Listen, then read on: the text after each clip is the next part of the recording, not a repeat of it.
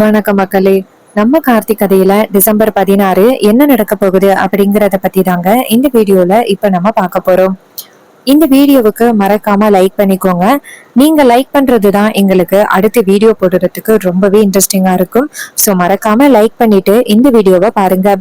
என்ன நடக்குது அப்படின்னு பாத்துக்கிட்டீங்கன்னா, நம்ம ஹீரோயின் வச்ச செக்கான நம்ம ஈஸ்வரி நேரா அதிகாரிங்க கிட்ட வந்துட்டு, இங்க பாருங்க, இந்த டிரைவர் பையன் மேல ஒரு கம்ப்ளைண்ட் கொடுத்திருந்தேன்னு அத வாபஸ் வாங்குறதுக்காக வந்திருக்கேன். இதை கேட்டதும் அதிகாரி சொல்றாரு, இங்க பாருங்க மேடம், உங்க இஷ்டத்துக்கு நீங்க கம்ப்ளைண்ட் கொடுக்கறதும் வந்து வாபஸ் வாங்குறதும் இதெல்லாம் வாய்ப்பே கிடையாது. நீங்க இந்த இடத்த விட்டு போங்க, இவனை விட முடியாது அப்படின்னு. அப்ப ஈஸ்வரி சொல்றாங்க, என்ன சார் இப்படி பேசுறீங்க? நான் இவன் மேல கொடுத்த கம்ப்ளைண்ட்டை வாபஸ் வாங்க வந்திருக்கேன். நீங்க சட்டப்படி சரின்னு சொல்லிட்டு இவனை ரிலீஸ் பண்ணணும். அதை விட்டுட்டு நீங்க என்கிட்ட பேசிக்கிட்டு இருக்கீங்க. இப்ப இவனை ரிலீஸ் பண்ண போறீங்களா இல்லையா அப்படின்னு சொன்னதும் உடனே அதிகாரி சொல்றாரு, இங்க பாருங்க, இவன் தானே உங்க தங்கச்சியை தாக்குனது.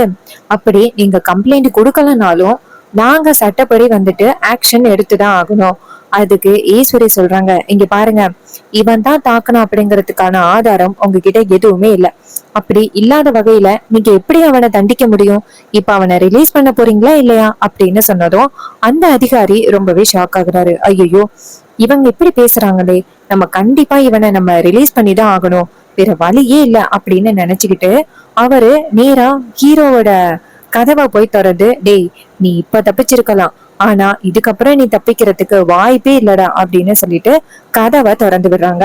அப்ப நம்ம ஹீரோ வந்துட்டு வெளியில வந்துட்டு அவங்க அத்தைய பார்த்து, ரொம்ப நன்றித்த அப்படின்னு சொல்ல ஈஸ்வரி சொல்றாங்க, டேய், இங்க பாரு, உன் மேல பாவம் பார்த்து உன்னை வெளியில அனுப்புறேன் அப்படின்னு நீ நினைப்ப. ஆனா இதுக்கு பின்னாடி ரொம்ப பெரிய காரணம் ஒண்ணு இருக்கு. அதனாலதான் நான் உன்னை வெளியில வர வச்சிருக்கேன். அப்ப ஹீரோ சொல்றாரு, இங்க பாருங்கத்த, இப்பயே சொல்றேன், உங்க தங்கச்சியை தாக்குனது நான் கிடையாது. அவங்கதான் தனக்கு தானே தாட்டிக்கிட்டு இப்படி ஒரு வேலையை பண்றாங்க. கூடிய சீக்கிரம் அவங்கதான் இப்படி பண்ணாங்க அப்படிங்கிறத உங்ககிட்ட நான் நிரூபிக்கிறேன். என் மேல எந்த தப்பும் இல்லை அப்படிங்கிறத நான் உங்ககிட்ட நிரூபிக்கிறேன். ஈஸ்வரி சொல்றாங்க, டேய், இங்க பாரு, செஞ்ச தப்ப மறைக்கவே முடியாது அப்படின்னு சொல்லிட்டு நேரா அவங்க பொண்ணை பார்த்து, வாடி போகலாம் அப்படின்னு சொல்ல ஹீரோயின் நம்ம ஹீரோவை பார்த்துட்டு சோகமா அந்த இடத்துல இருந்து போறாங்க. அப்ப ஹீரோ இத பார்த்துட்டு ரொம்ப ஷாக் ஆகுறாரு. இதுக்காக ரேவதி நம்ம கிட்ட சரியா பேசாம போறா, இதுக்காக அத்தை வந்துட்டு நம்மள வாலண்டியரா ரிலீஸ் பண்ணிருக்காங்க, இதுக்கு பின்னாடி ஏதோ ஒரு காரணம் இருக்கு அப்படின்னு நினைக்கிறாரு. அதிகாரி நேரா ஹீரோவை பார்த்து, டேய், நீ இப்ப வேணும்னா தப்பிச்சிருக்கலாம், ஆனா கண்டிப்பா நீ என்கிட்ட மாட்டுவடா, அப்ப உனக்கு இருக்கு அப்படின்னு. ஹீரோ சொல்றாரு, இங்க பாருங்க, நீங்க சட்டப்படி நான் ஏதாவது தப்பு பண்ணியிருந்தேன்னா கண்டிப்பா நீங்க என்ன தண்டிக்கிறதுக்கு முழு அதிகாரம் இருக்கு. அதை விட்டுட்டு நீங்க இந்த மாதிரி என்ன பழிவாங்கணும் அப்படின்னு சொல்றது கொஞ்சம் கூட நியாயமே இல்லை. உங்களோட பர்சனல் வெஞ்சன்ஸ இந்த மாதிரி சட்டத்தில எல்லாம் திணிக்காதீங்க. அப்ப அவரு சொல்றாரு, டேய், உன்னால எனக்கு வேலை போக பாத்துச்சு தெரியுமா? எப்படியோ பெரிய அதிகாரிகளோட கால்ல விழுந்து இந்த பதவியை நான் தக்க வச்சுக்கிட்டு இருக்கேன். இது எல்லாத்துக்கும் முக்கிய காரணம் நீதாண்டா, உன்னை சும்மா விட மாட்டேன் அப்படின்னு. அப்ப ஹீரோ சொல்றாரு, இங்க பாருங்க, தேவையில்லாம என்கிட்ட சவால் விட்டுக்கிட்டு இருக்காதீங்க. நீங்க பண்ண தப்புக்கு நீங்க தண்டனை அனுபவிக்கிறீங்க. அதை விட்டுட்டு என் மேல பழி போடுறது கொஞ்சம் கூட நியாயமே இல்லை அப்படின்னு சொல்லிட்டு நம்ம ஹீரோ அந்த இடத்துல இருந்து வெளியில வராரு. இன்னொரு பக்கம் பாட்டி வந்துட்டு அவங்க பேத்தி அப்படி சொன்னதை கேட்டுட்டு ரொம்பவே ஷாக்கா வீட்டுக்கு போயிட்டு அந்த போட்டோவை பார்த்துட்டு, பாத்தீங்களா என்ன நடக்குது அப்படிங்கிறத நீங்க எல்லாரும் பாத்துக்கிட்டு தானே இருக்கீங்க. இத்தனை நாளா உங்களுக்கு நான் எவ்வளவு விரதம் இருந்திருக்கேன், எவ்வளவு நல்லது பண்ணியிருக்கேன், அது எல்லாத்தையுமே பெரிய விஷயமா எடுத்துக்கவே மாட்டீங்களா? என் பேரன் எந்த அளவுக்கு கஷ்டப்பட்டுக்கிட்டு இருக்கான் அப்படிங்கிறத வேடிக்கை பார்த்துக்கிட்டு இருக்கீங்க.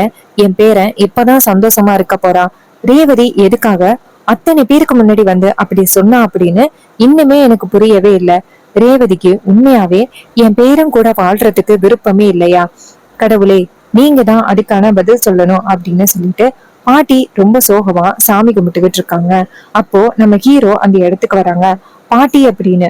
அப்போ பாட்டி ஹீரோவை பார்த்ததும் ரொம்ப ஷாக் ஆகுறாங்க. பேராண்டி அப்படின்னு. அப்ப பாட்டி சொல்றாங்க, ஐயா, நவீன் ஜாமீன் கிடைக்கிறதுக்கு இன்னும் 2 நாள் ஆகும் அப்படின்னு சொன்னா. அப்ப ஹீரோ சொல்றாரு, பாட்டி, அத்தை தான் பாட்டி வந்து என்னை வெளியில கூட்டிட்டு வந்தாங்க, கொடுத்த புகார வாபஸ் வாங்கிட்டு. இத கேட்டதும் பாட்டி அதிர்ச்சி ஆகுறாங்க. என்னையா சொல்ற? அவ அப்படி பண்றவளே கிடையாதேயா. அப்ப ஹீரோ சொல்றாரு, பாட்டி, அவங்க ரேவதி கூட வந்திருந்தாங்க. ஒருவேளை ரேவதி ஏதாவது சொல்லி இருக்கிறதுக்கு வாய்ப்புகள் இருக்கு. அப்ப பாட்டி சொல்றாங்க, ஐயா இப்பதாயா புரியுது எதுக்காக ரேவதி பஞ்சாயத்துல அப்படி சொன்னா அப்படின்னு. ஹீரோ சொல்றாரு, என்ன பாட்டி சொல்றீங்க? பாட்டி சொல்றாங்க, ஆமாயா, இந்த ஈஸ்வரி பஞ்சாயத்தை கூட்டி உனக்கும் ரேவதிக்கும் இனிமே எந்த உறவும் இல்ல அப்படின்னு சொல்லி பஞ்சாயத்தை கூட்டினாயா. ஆனா நான் ரேவதிய சொல்ல சொன்னேன். அவளே அவ வாயிலேந்து சொல்லட்டும், பேரும் கூட வாழ விருப்பம் இல்லைன்னு அவளே சொல்லட்டும் அப்படின்னு சொன்னேன். உடனே ஈஸ்வரி அவ பொண்ணை கூட்டிட்டு வந்தா.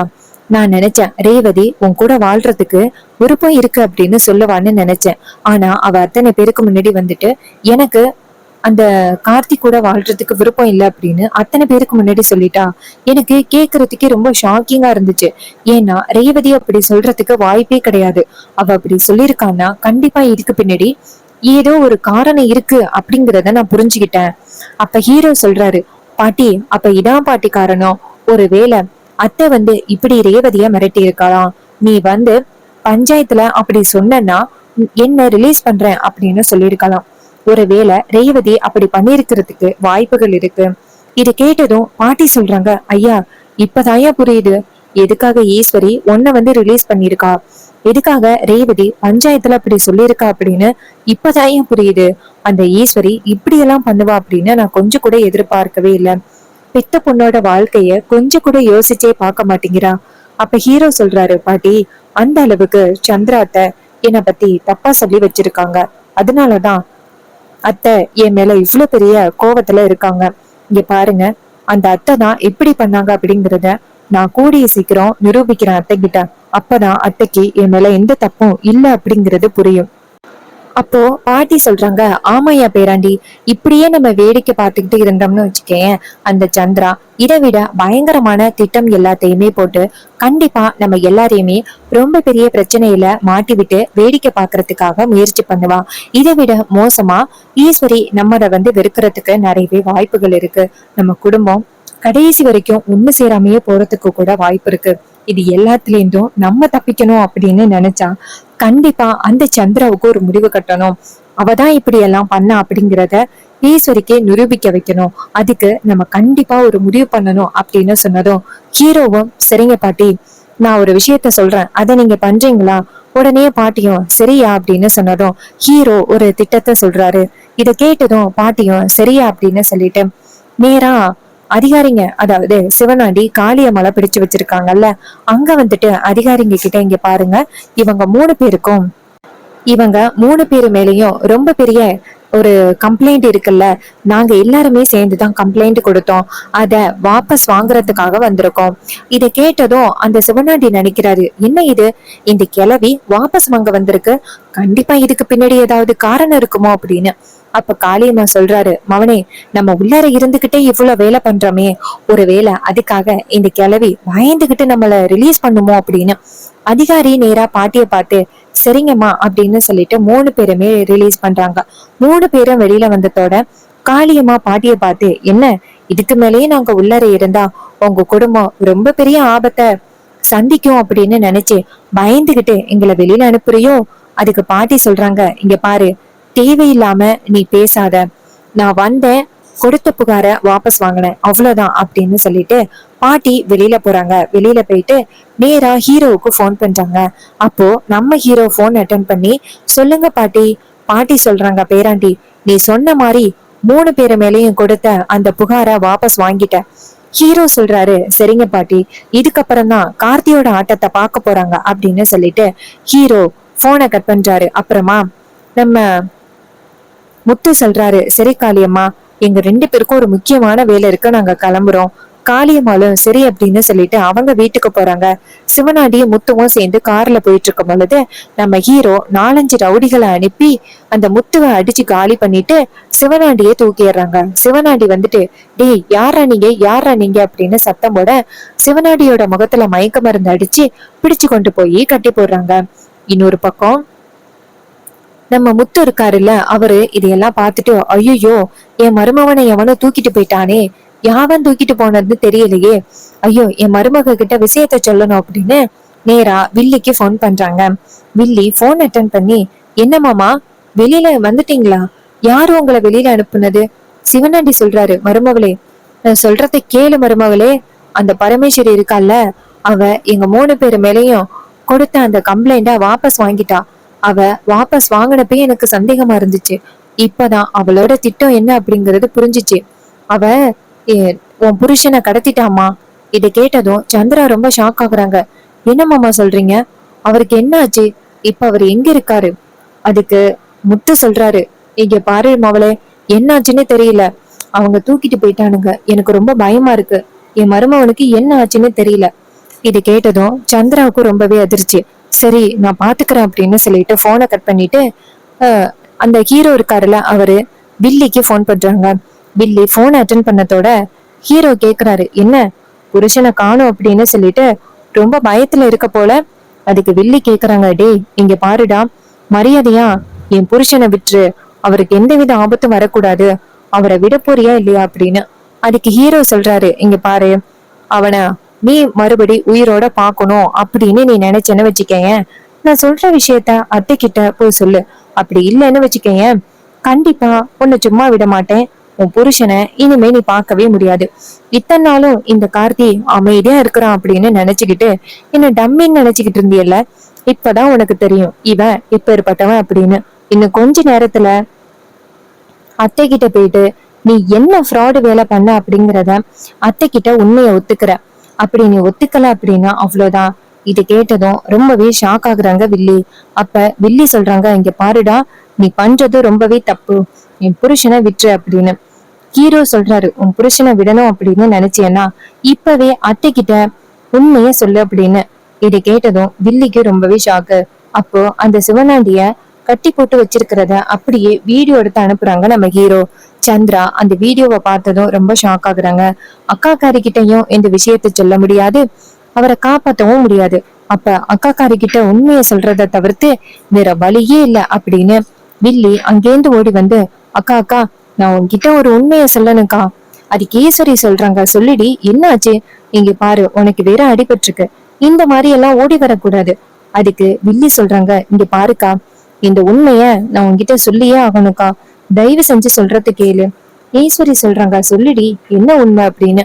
அப்ப வில்லி சொல்றாங்க, அக்கா அந்த டிரைவர் பையதான் என்ன ஆயுதத்தால தாக்கிட்டான் அப்படின்னு சொன்னல, அவன் ஒண்ணு என்ன ஆயுதத்தால தாக்கலக்கா, நான் தாக்கா அவனை பழி வாங்கணும் அப்படிங்கறதுக்காகவும் அவனை எப்படியாவது சுத்தமா வெறுக்க வைக்கணும் அப்படிங்கறதுக்காகவும் தான் நான் என்னை நானே ஆயுதத்தால தாக்கிக்கிட்டு அவன் மேல பழி சொல்லிட்டேன். இது கேட்டதும் ஈஸ்வரி ஷாக் ஆகுறாங்க. ஏய் என்னடி வளர்ற, இங்க பாரு, என்ன உனக்கு எதுவும் பைத்தியம்ல பிடிச்சிட்டா? அதுக்கு வில்லி சொல்றாங்க, இல்லக்கா இதாக்கா நடந்துச்சு உண்மையாவே, அவனை பழிவாங்கணும் அப்படிங்கறதுக்காக தான் நான் அப்படி பண்ணேன்க்கா. அக்கா ப்ளீஸ்க்கா நீ ஒத்துக்கக்கா அப்படின்ட்டு காலில் விழுகுறாங்க. இத பார்த்ததும் ஈஸ்வரிக்கு ரொம்பவே அதிர்ச்சி. அப்ப ராஜா சொல்றாங்க, பாத்தியா இப்பயாவது உன் தங்கச்சி என்ன பண்ணிருக்கா அப்படிங்கறது புரியுதா? அப்ப ஈஸ்வரி சொல்றாங்க, இங்க பாருடி, எதுக்குடி பொய் சொல்ற? அதுக்கு வில்லி சொல்றாங்க, இல்லக்கா நான் பொய்யெல்லாம் சொல்லல, உண்மையதான் சொல்றேன். இங்க பாருக்கா, அவன் ஒண்ணு என்ன ஆயுதத்தால தாக்கல, நான் தான் என்ன நானே தாக்கிக்கிட்டேன்க்கா அப்படின்னு சொன்னதும் ஈஸ்வரிக்கு பயங்கரமான கோவம் ஆகிறது. அப்ப ஹீரோ அந்த இடத்துக்கு வராரு. வந்துட்டு, அத்தை இப்பயாவது உங்க தங்கச்சி சொல்றத நம்புறீங்களா? இங்க பாருங்க, அன்னைக்கு இவங்களதான் தனக்குத்தானே ஆயுதத்தால தாக்கிக்கிட்டு ஏன் மேல பழி போட்டிருக்காங்க, இப்பயாவது புரியுதாத்த அப்படின்னு சொன்னதும் ஈஸ்வரி பயங்கர கோவத்தோட, ஏய் உண்மையை சொல்லுடி, இவன் உன்னை மிரட்டி இப்படி சொல்ல சொன்னானா? அதுக்கு வில்லி சொல்றாங்க, இல்லக்கா மிரட்டி எல்லாம் ஒன்னும் சொல்லலக்கா, இதாக்கா நடந்துச்சு அப்படின்னு சொல்லிட்டு பயங்கர அழுகையோட சொல்றாங்க. இதை கேட்டதும் ஈஸ்வரிக்கு பயங்கரமான கோவம். தான் சொந்த தங்கச்சி இப்படி ஒரு மோசமான பொய்ய நம்ம கிட்ட சொல்லிட்டாலே அப்படின்னு பயங்கரமான கோவப்படுறாங்க. சோ இந்த கதை உங்களுக்கு பிடிச்சிருந்துச்சுன்னா இந்த வீடியோக்கு மறக்காம லைக் பண்ணிக்கோங்க. நீங்க லைக் பண்றதுதான் எங்களுக்கு அடுத்த வீடியோ போடுறதுக்கு ரொம்பவே இன்ட்ரெஸ்டிங்கா இருக்கும். ஸோ மறக்காம லைக் பண்ணிட்டு இந்த வீடியோவை பாருங்க. உங்களுக்கு நேச்சர் சம்பந்தமான வீடியோஸ் பிடிக்கும் அப்படின்னா மறக்காம இந்த வீடியோக்கு லைக் பண்ணிக்கோங்க. சேனலை மறக்காம சப்ஸ்கிரைப் பண்ணிட்டு கண்டினியூவா உங்களுடைய ஆதரவை கொடுங்க. தேங்க்யூ ஃபார் வாட்சிங். நெக்ஸ்ட் வீடியோல பார்ப்போம்.